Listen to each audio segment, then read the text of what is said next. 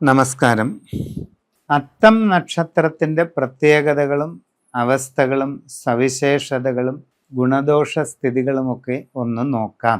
ചന്ദ്രനാണ് അത്തം നാളിൻ്റെ അധിപഗ്രഹം. എല്ലാ അത്തംകാരും ചന്ദ്രദശയിൽ ജനിക്കുന്നു. തുടർന്ന് ചൊവ്വാദശ, രാഹുദശ, വ്യാഴം, ശനി, ഇങ്ങനെയാണ് ദശാകാലങ്ങളുടെ വരവ്.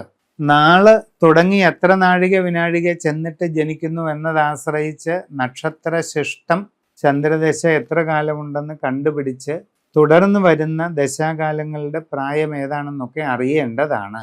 ഈ ചൊവ്വാദശ അത്ര നല്ലതായിരിക്കുകയില്ല.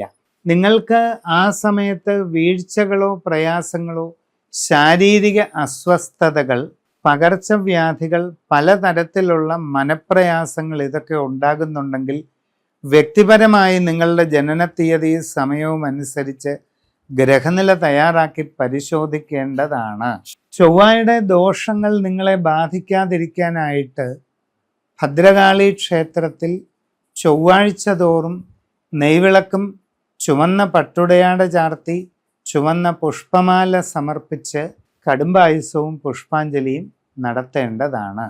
അങ്ങനെ ഒരു 3 ചൊവ്വാഴ്ച ചെയ്യുക.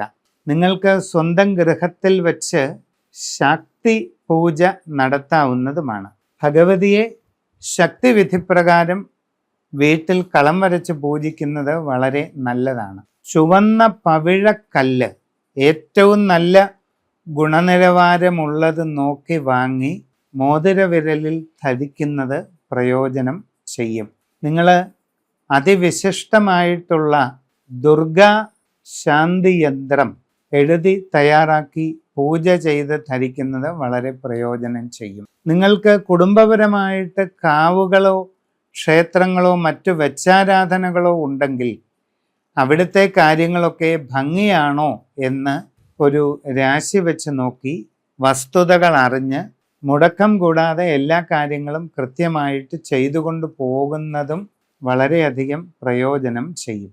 ഇതെല്ലാം തന്നെ വ്യക്തിപരമായി നിങ്ങളുടെ ഗ്രഹനില തയ്യാറാക്കിയിട്ട് ഉചിതമായിട്ട് കാണുന്നത് ചെയ്യുക.